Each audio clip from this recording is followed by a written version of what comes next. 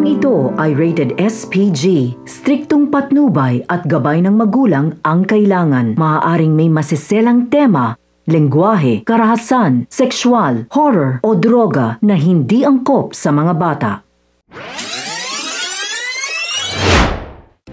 Isang mapagpalang araw mga kapamilya. Welcome back. At narito ang mga pinakamainit na tagpo sa FPJ's Batang Quiapo. Desperadong desperado na nga si Olivia na makapaghiganti kay Marites.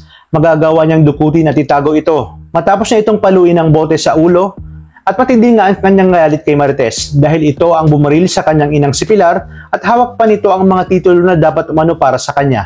Matagumpay niyang magagawa ito dahil wala si Don Julio at abala si Ramon at tanggol sa pakipagpatayan.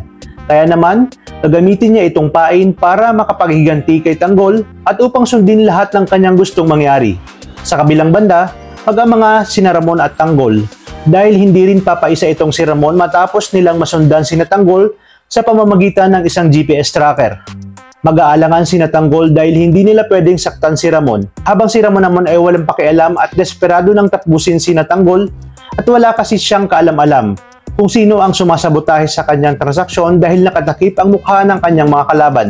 Kaya kahit sino ay pinapatamaan ni Ramon at walang inuurungan hanggang sa napuruhan ang dalawa sa mga katiwala ni Divina at dito nakita ni Ramon si Divina na sumisigaw at nagmamakaawa. Walang pamimilian si Tanggol kundi sumuko na lamang. Agad ngang nagtaka si Ramon at naalala niya bigla ang pinag-usapan ni Divina at naisip niya na posible ring sila ang humarang sa huling malaking transaksyon nila. Isa-isang pinatanggal ni Ramon ang mga maskara at kinumpirma na ang grupo nga ito ni Tanggol. Hindi niya magagawang saktan si Tanggol dahil anak na ito, ngunit kinakailangan niya umanong disiplinahin ito dahil hindi siya lubos makapaniwala na magagawa ito sa kanya ng kanyang sariling anak. Ang inaalala niya ngayon ay baka malaman ito ng kanyang papang si Don Julio kaya gagawin niya ang lahat upang pagtakpan si Tanggol. Dito na din kaya unti-unting magbabago si Ramon at makukumbinsi siya ni Tanggol na talikuran na ang iligal at kalakalan ng transaksyon na droga sa kanilang lungsod. Kaya naman kapamilya, tuloy-tuloy ang pagsubaybay dito lang sa nangungunang serye ng Sambayanan.